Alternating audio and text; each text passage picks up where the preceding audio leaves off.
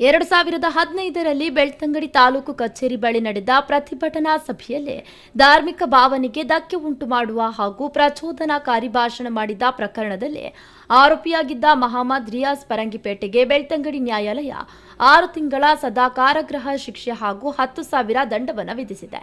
2015ರ ಜುಲೈ 23ರಂದು popular front of India Belthangady ವಲಯ ವತಿಯಿಂದ ನಡೆದ ಪ್ರತಿಭಟನಾ ಸಭೆಯಲ್ಲಿ ಪ್ರಚೋದನಾಕಾರಿ ಭಾಷಣ ಮಾಡಿದ್ದ ಆರೋಪದಡಿ ಬೆಳ್ತಂಗಡಿ ಪೊಲೀಸ್ ಠಾಣೆಯಲ್ಲಿ ಪ್ರಕರಣವು ದಾಖಲಾಗಿತ್ತು.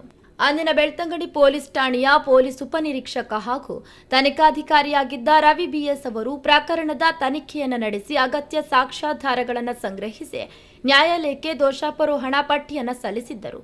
ಪ್ರಕರಣದ ವಿಚಾರಣೆ ಪೂರ್ಣಗೊಂಡ ಬಳಿಕ ಆರೋಪ ಸಾಬೀತಾದ ಹಿನ್ನೆಲೆ ಬೆಳ್ತಂಗಡಿಯ ಪ್ರಧಾನ ಸಿವಿಲ್ ನ್ಯಾಯಾಧೀಶ ಹಾಗೂ ಜೆಎಂಎಫ್ಸಿ ನ್ಯಾಯಾಲಯ ನ್ಯಾಯಾಧೀಶರಾದ ರಾಮಲಿಂಗಪ್ಪ ಅವರು ಪ್ರಕರಣದ ಅಡಿಯಲ್ಲಿ ಆರೋಪಿಗೆ 6 ತಿಂಗಳ ಸದಾ ಕಾರಾಗೃಹ ಶಿಕ್ಷೆ ಮತ್ತು 10,000 ದಂಡ ವಿಧಿಸಿ ತೀರ್ಪನ್ನು ನೀಡಿದ್ದಾರೆ.